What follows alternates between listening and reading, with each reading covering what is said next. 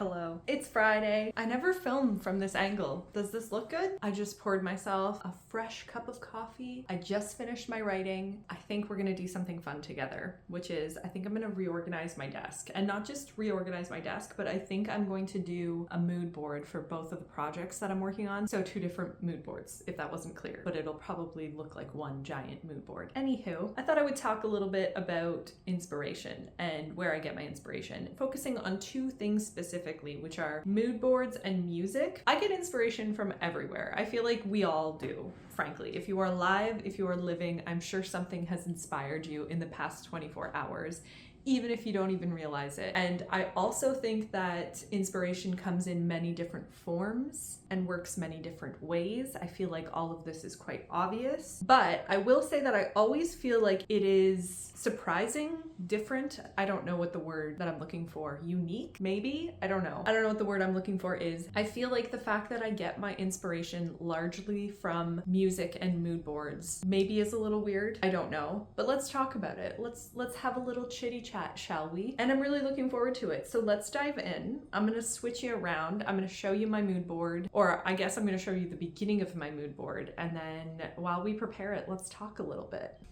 Okay, hey again. I have to do a ton of cutting, like so much cutting. Because let me talk about the process of my mood boarding a little bit. I created a massive mood board for my first book that I wrote, The Folk, and I put it where I wrote and I loved it. I loved it so much. However, we've moved from that apartment and I lost so many of those pictures in the move. I have no idea where they are. I know I've saved them, but I think that they're somewhere in storage and I just can't find them. So I need to make another one. So my process of mood boarding basically is I go on Pinterest and I search things and then I save those photos and then I put them in a collage maker online and then I print them nice and neat like this. I'll put a link to the collage maker down below that I use. I like it because it's uniform. I like all of them to be the tiny little squares that you see here. This is gonna be a chaotic video, I can sense it already. I hope this isn't too loud, me cutting, but I'm gonna cut while I talk to you. So I also have to make sure that I'm keeping my mood boards separate. I feel like this is already messed up. This is for this one and this is for this one. Okay. So obviously I get my inspiration from so many different things. Books, movies, musicals, life in general, people that I hang out with, people that I love, people that I interact with on a daily basis. Sometimes strangers. I get inspiration from so many different things. There's different types of inspiration, right? Music and mood boards inspire me on what to write, whereas most everything else, like books, musicals, art in general, inspires me to write. I hope that makes sense. But I find that I get the most ideas for scenes and moments in my stories from music and mood boards that I've created. So let's talk about that a little bit. Let's dive in deep. So first and foremost, how I create these mood boards is I literally log on to Pinterest and I look at pictures. It is that simple. Sometimes I search things. Sometimes I search, like for my dragon project, I was obviously searching dragon images and I find, you know, the algorithm kicks in pretty quickly and shows you a bunch of stuff. I imagine that since I've been doing this mood boarding for a really long time, I have a lot of suggested things that just inherently Pinterest knows that I'll like. And then I just save whatever calls to me. And since there's this image right here of the hands on the tree, that is actually an image from my book, The Folk. It's an image, it is a scene, it is a moment in my story, and it's so special to see that, to actually translate that. So it's not like every single image is a carbon copy of a scene from a book. Most of it is just vibes, but still it inspires me so greatly when I'm flipping through and I see a photograph or I see a piece of art and it's just like, oh wow, yeah, that could be a scene. So I'm gonna get to cutting now. It's gonna take me so long to cut all of this. I should have done this beforehand, but I'm gonna get to cutting while I get a little bit into it. We can talk about music in a second, but let's do some B-roll of me cutting because I really wanna listen to the new Hozier album, or EP, I should say, that he released at midnight, because it's March 22nd right now. So I need to listen to that. So I'm gonna do that while I cut and you could just watch me cut. Sound good? Sound like a game plan?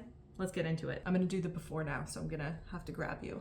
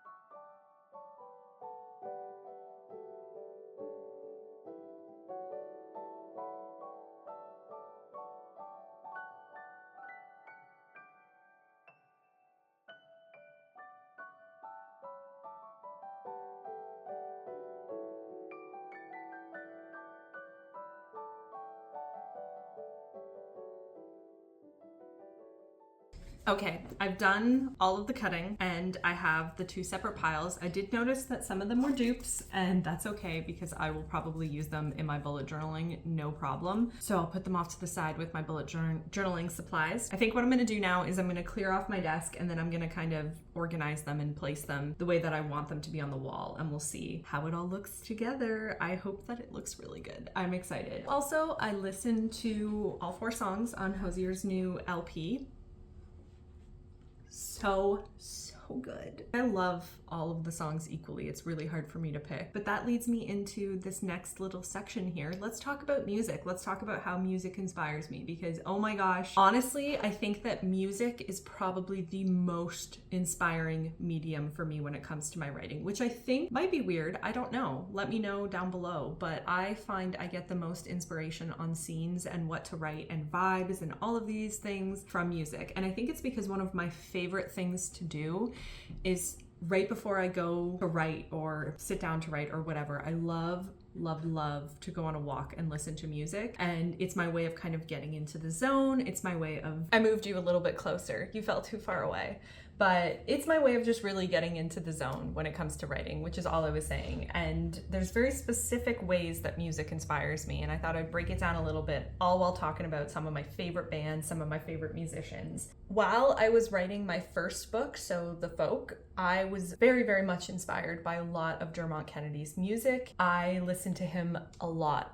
An Evening I Will Not Forget was a song that I pretty much listened to before every single writing session. And while that song thematically has kind of nothing to do with the book that I was writing, there were moments, and there are moments in his writing that just like spark little bits of inspiration for me. There are so many lines from his music that I love. I think you might be heaven sent because you've been forcing all these hollow hearts to feel again. I've learned in love and death we don't decide. I actually have a tattoo of that on my arm, which is right here, as you can see. It's one of my favorite quotes. I love that quote so very much. One of the ways specifically that music can inspire me is there is a line in the song that I was just talking about called An Evening I Will Not Forget. And it's like a throwaway line, something along the lines of, you could be my armor then. And while I was writing the first folk, I was just constantly playing with the idea of what it would be like to be someone else's armor, to protect someone else with your mind, body, and soul. And I think that that seeped into a lot of the book and seeped into a lot of the relationship of the 2 main characters, which I think is random. I don't know how else to explain or talk about that connection, but that's one of the ways in which I pull inspiration from lyrics. So it's obviously not a direct translation in any way. That's one of the ways. I also have songs that inspire characters.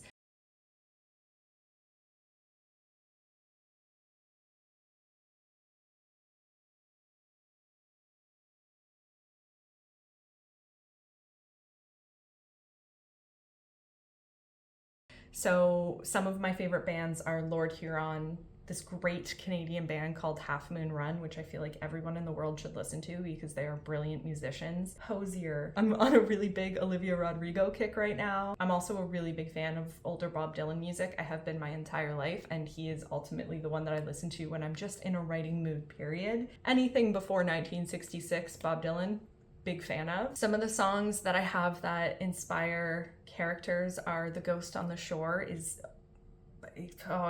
it is totally the main character of The Folk, to a T, one of the main characters of The Folk. I'm just a man, but I know that I'm damned. All the dead seem to know where I am. The tale that began on the night of my birth will be done in a turn of the earth. Like, that is my character to a T.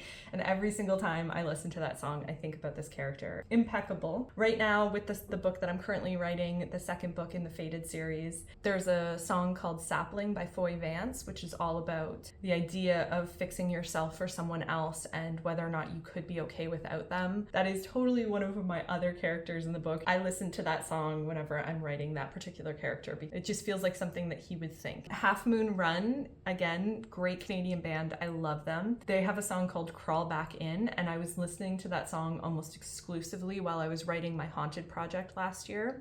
And then there's a really, really great song by Mads Buckley called Brother. That song, to a T, is the vibe of my dragon book entirely. Whenever I write my dragon book, I make sure to listen to that song beforehand because it's it is that book. Speaking of songs that inspire books, I have a couple other songs that really evoke the various projects that I've worked on. The Haunted Project. Every time I sat down to write the Haunted Project last year, I listened to The Yawning Grave by Lord Huron. I just feel like that is exactly how I want that book to feel, is how I feel when I listen to that song. Finally, because I haven't talked about him yet, but Hozier is a great, great inspiration. I'm loving his new work right now, and on his new album, Unreal Unearthed, he has a song called Francesca, and that song feels like every single love story I have ever tried to write. The themes explored in it are the themes that I try to explore in every single romance, and that is the idea of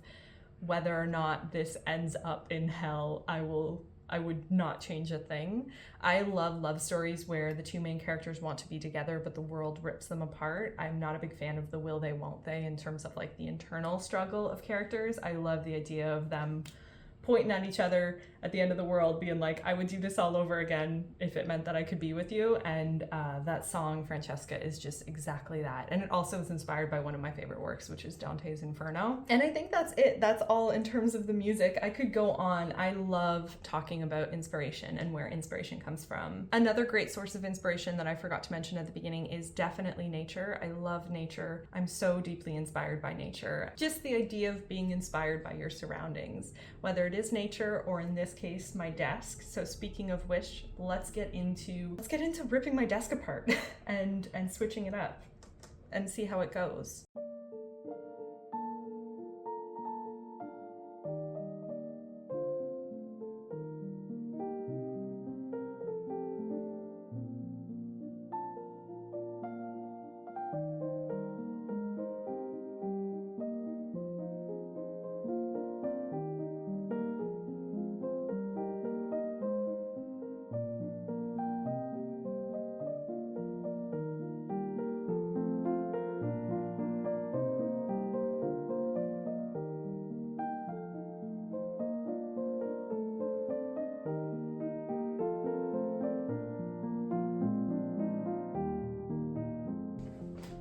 Okay, I'm gonna start ripping stuff off of my wall. It's gonna be hard, but first I wanted to talk about where I got all of these things and like why they're important to me. Does that sound fun? Let's do it. Over here is a postcard from an artist that I deeply admire called Marigono Suli Art.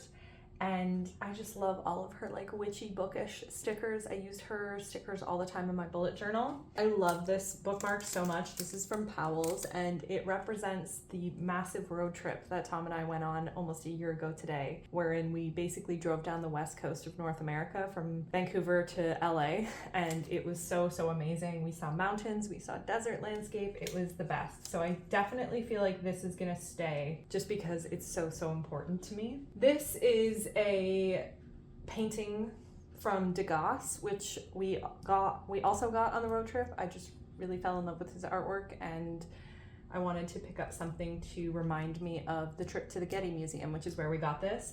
This has to stay because this is from a dear friend of mine. We used to pen pal. I know you're watching this video, Allison, and we haven't pen palled in a while, but we're both kind of struggling. She sent me this and said that it reminded her of me, and I love it so much because 100% yes. So I also think that that's gonna stay. Paperica. I also use their stickers all the time in my bullet journal. This is a card from my friend Joe. He sent it to me because he knows my love of dragons. This, Eyes on the Horizon, is a postcard from the Dark of the West series that I love so dearly. I also just think it's a really good message for writers, right? Eyes on the horizon, towards the destination. Don't look down, don't look at the ground. So this one probably will also stay just because it's kind of writing inspired. I love my Poe picture, which I also got at the Getty. I'm gonna try really hard to keep him up, but I might not be able to, depending on space. This is just something that I wrote for myself because I am a part of a writing Discord trying to power through on the Haunted Project, and one of the writers in that group said doing hard things that make you miserable isn't inherently commendable, and it was just eye-opening because I definitely needed to hear that advice in that moment. and it allowed me to put the haunted project aside, and now I'm falling back in love with writing again. And then the rest are just like life mood board things. I think it's pretty obvious for the most part what they all represent. These two things here represent my haunted project, which I might keep up because I have space on both of my mood boards, so I kind of like the symmetry of having one little square to remind me of the haunted project. Let's keep going.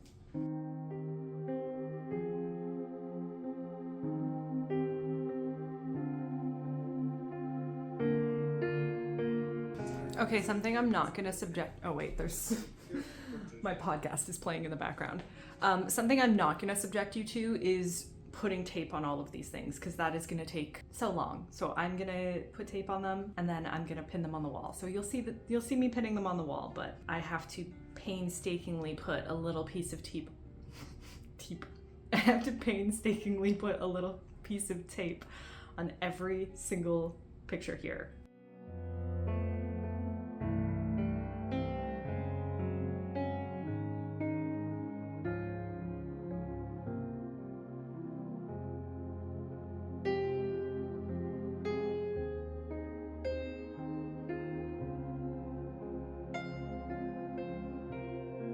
Okay, I'm ready to put it on the wall. I have a really good idea. I think I'm gonna make this I'm gonna make this photo the bottom, and it'll be like my brain sprouting all of the ideas. The only thing is I have to be mindful of my laptop. I feel like goes up to like here. So I'm gonna put this here as like a little marker. And I feel like it blocks like this. I don't really care if it blocks the photos like too much, but I want to maybe try to build the photos out so that there is enough space. I think that'll be great. So without further ado,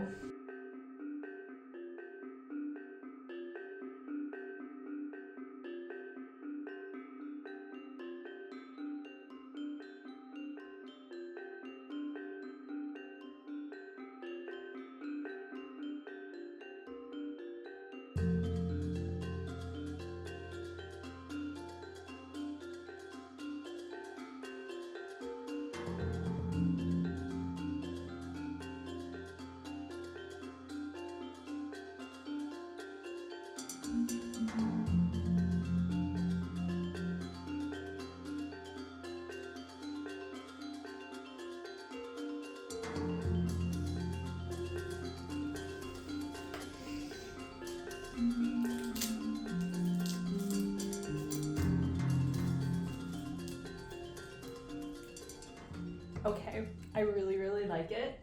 Obviously, I have way more pictures on this side than this side because I just have more experience in this story. I imagine that this will fill out the more I write it, but I tried to make it look as even as possible, and then I put the last photo that I was toying between like a life photo or a haunted project photo, and I did a haunted project photo. How unsatisfying that there's just one square, but I kind of like the little shrouded ghost in the corner, because I bet you that's kind of confusing for the dragon project.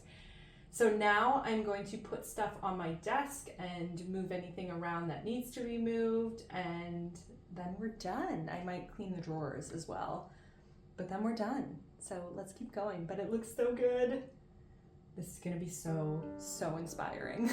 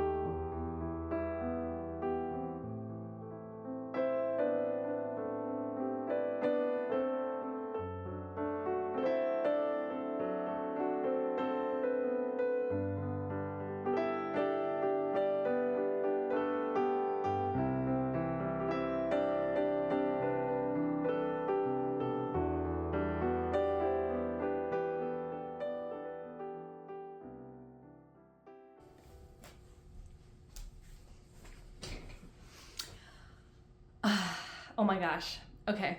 I love it. I love it so much. I think it turned out really, really great. It's exactly how I wanted it to be. It's fantastic. The only thing that I'm kind of bummed about is that I really wanted to find a way to fit this book into the setup, but I can't put it underneath these books because the desk isn't deep enough and it forces me to type like this, and that's not good. But I love this book so very much, and that's one of the last things I wanted to talk about in terms of inspiration, and that is I pull inspiration from history, but I don't know where to put this book. And so I'm not going to decide just yet because I really do like keeping this book out. This book is a phenomenal overview of World War I. It has basically everything and it's just so comprehensive, so detailed, and yet really, really readable. I really like it, but I don't know where to put it. Well, I just won't decide right now. I will just keep it close and I will decide at a later date. But however, that's it. That's all. I'm done. Everything is organized. I'm obsessed. I'm so obsessed with it. So thanks for being here. Thanks for listening in on my ramblings over where I get inspiration from. I hope that this was interesting. I certainly enjoyed myself. I love having a brand new setup. It feels brand new. It might not actually look that brand new, but I'm very much feeling inspired to sit down and write. But I'm gonna edit this video. So thank you so much for being here. Thank you for watching, and I will see you in the next video. The next video is going to be a writing vlog. Also, it's still blizzarding outside and I'm obsessed. I'm obsessed. It's so beautiful. I'll see you next time.